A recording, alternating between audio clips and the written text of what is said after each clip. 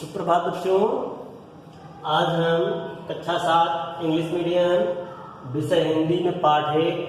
कविता है नर हो न निराश करो मन को, जिसके रचनाकार हैं या कवि हैं राष्ट्र कवि मैथिली शरण गुप्त जी।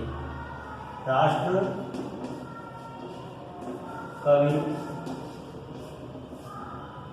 मैथिली शरण गुप्त।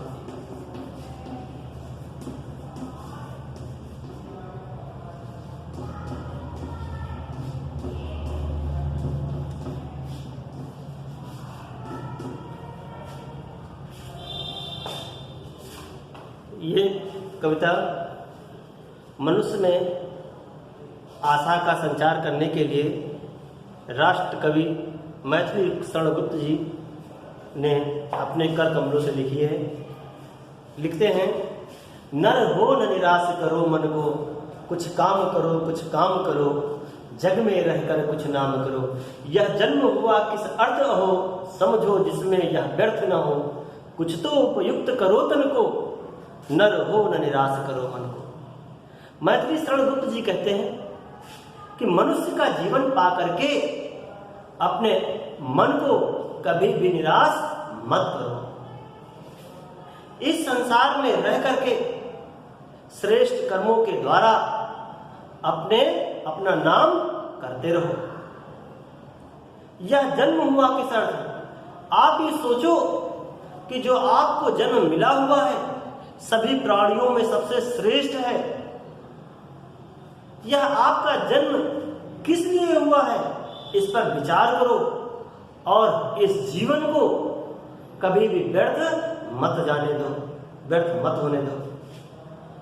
कुछ तो उपयुक्त करो तन को, नर हो न निराश करो मन को। यह जो शरीर मिला है इसका कुछ ना कुछ तो उचित उपयोग कर लो।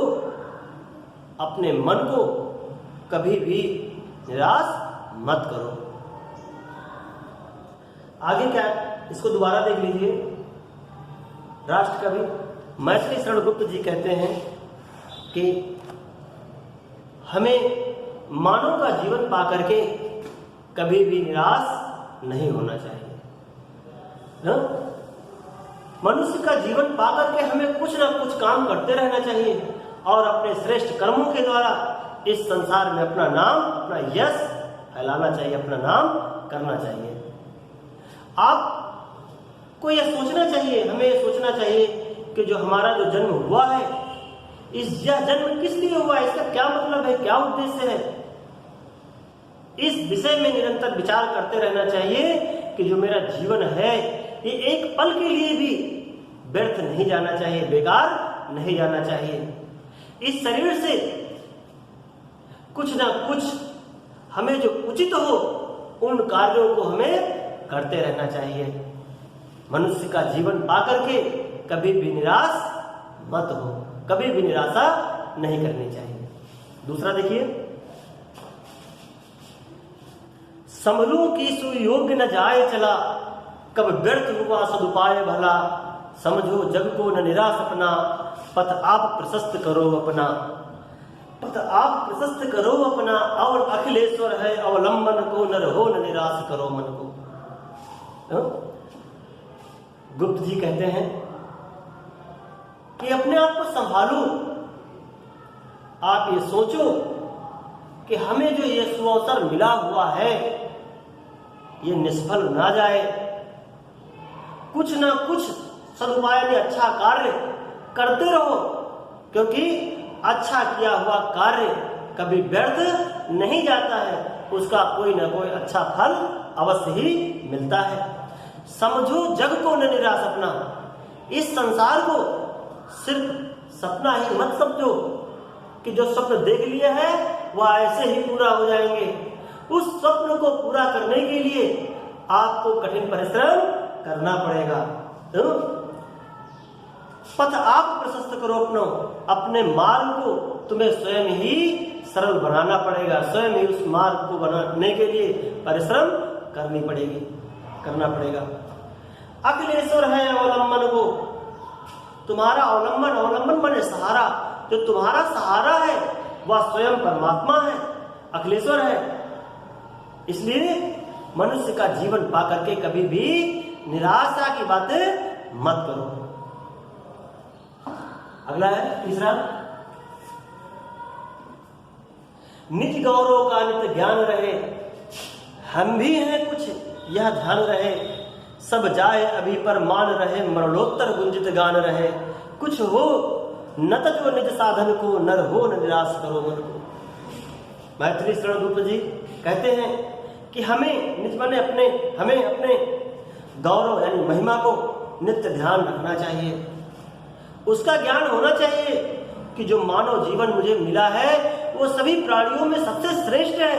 उस श्रेष्ठ को जीवन को पा करके कभी नीचतापूर्ण कार्यों को नहीं करना चाहिए। अपने मानवोचित अनुकूल गुणों से युक्त ही हमें श्रेष्ठ कर्मों को करते रहना चाहिए, ताकि हमारा जो गौरव है, हमारा सम्मान है, वह लोगों के सामने नष्ट ना हो। हम भी कुछ हैं, यह ध्यान रहे। आप यह मत समझो कि हम कुछ नहीं कर सकते हैं। हमेशा अपने अंदर उत्साह का संचार रखो कि मैं भी कुछ हूं, मुझ में कुछ ना कुछ तो करने की अलग क्षमता है जिसको मैं कर सकता हूं। इस बात का हमेशा ध्यान करते रहो, क्योंकि राम सेतु बनाने के लिए भले ही लहरें छोटी हो, लेकिन उसने भी थोड़ी थोड़ी मिट्टी उसमें डाली, तो उसको भी अपनी शक्ति का ज्ञान था। तो हम उन जीवों से, चींटी गिलहरी आदि नन्हे नन्हे जीवों से भी हम बड़े बलवान है, शक्तिशाली हैं। इसलिए हमें अपने शक्ति का हमें अपने शक्ति को याद रखना चाहिए, सोचना चाहिए कि हम भी कुछ हैं, कुछ कर सकते हैं। सब जाए अभी पर मान रहे, सब कुछ चला जाए, भले ही सारी संपत्ति नष्ट हो जाए, लेकिन कभी भी अपना चरित्र नष्ट ना हो, अपना स्वाभिमान, अपना सम्मान सदैव बना के रखना चाहिए। मरणोत्तर गुंजित गान रहे, ताकि मरने के बाद भी हमारे यश, हमारा नाम लोग गर्व से ले, कोई हमें ये ना कह सके कि फला जो है ये इतना निष्ठापूर्ण कार्य किया था। तो कुछ हो न तजो निज साधन को, नर हो न निराश करो मन को। कुछ भी हो जाए, आप अपने साधन को कभी भी मत त्याग करिए। आप जो मनुष्य का जीवन पाए हैं, मनुष्य का जीवन पा करके अपने मन को कभी भी निराश ना करो। अगला है प्रभु से, प्रभु ने तुमको कर दान किए, सब वांछित वस्तु विधान किए, तुम प्राप्त करो उनको न अहो, फिर है यह किसका दोष कहो, समझो न अलभ्य किसी धन को, नर हो न निराश करो मन को। मैथिली शरण गुप्त जी कहते हैं कि जो वह परमात्मा है उसने तुमको अपने हाथों से दान किया है। जितनी भी तुम्हारे मन की इच्छाएं हैं, उन सभी इच्छाओं के अनुकूल इस सृष्टि में तुम्हारे लिए वस्तुओं की रचना उसने की है। तुम अपने श्रेष्ठ कर्म से उन वस्तुओं को प्राप्त कर सकते हो।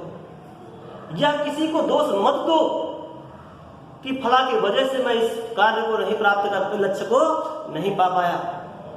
आप स्वयं उस कार्य के लिए, उस लक्ष्य को ना पाने के लिए दोषी हैं। अपने आप को दोष दो। समझो ना अलभ्य किसी धन को। इस संसार में कोई ऐसा धन नहीं है जिसको आप प्राप्त ना कर पाओ। आप अपने परिश्रम के द्वारा उस धन को अवश्य ही प्राप्त कर सकते हो। इसलिए मनुष्य का जीवन पा करके कभी भी अपने आप को निराश मत करो। अगला, किस गौरव के तुम योग्य नहीं, कब कौन तुम्हें सुख भोग्य नहीं, जन हो तुम भी जगदीश्वर के, फिर दुर्लभ क्या उनके जन को, नर हो न निराश करो मन को। मैथिली शरण गुप्त जी कहते हैं, ऐसा कोई संसार में महिमा नहीं है या गौरव नहीं है जिसको तुम पाने योग्य नहीं हो। हर लक्ष्य को तुम पाने योग्य हो। कोई ऐसा सुख नहीं है जिसे तुम अपने मेहनत के द्वारा, कठोर श्रम के द्वारा उसको भोग ना सको।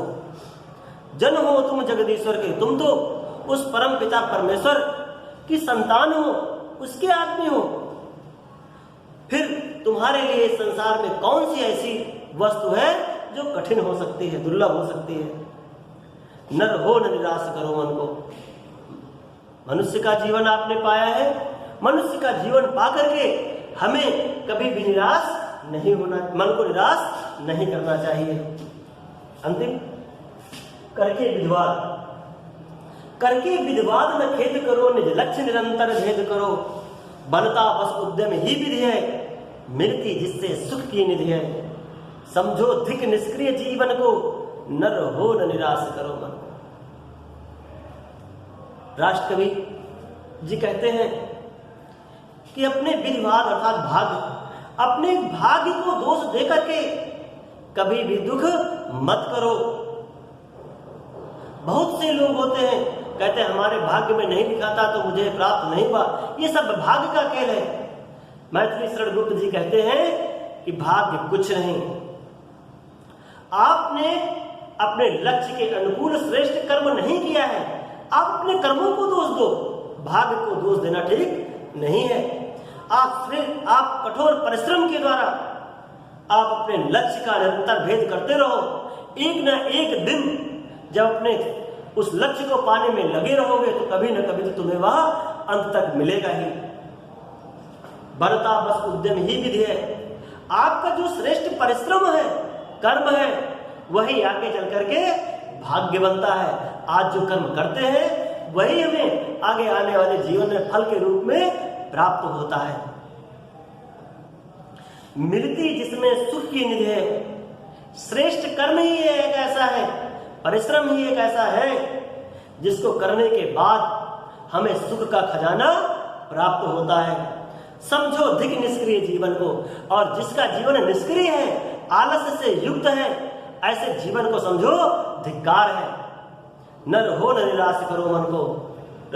आपने सभी प्राणियों में सबसे श्रेष्ठ मनुष्य का जीवन पाया है, ऐसे जीवन को पाकर के अपने मन को कभी भी निराश मत करो। ठीक है बच्चों, धन्यवाद। इस कविता की कोई 8 पंक्ति आप अपनी कॉपी, फेयर कॉपी में लिखेंगे, ठीक, और जो शब्दार्थ हैं उनको लिखेंगे और याद करेंगे। इसके बाद जो आगे की एक्सरसाइज है कविता की, ठीक, वह हम अगली कक्षा में कराएंगे। धन्यवाद बच्चों।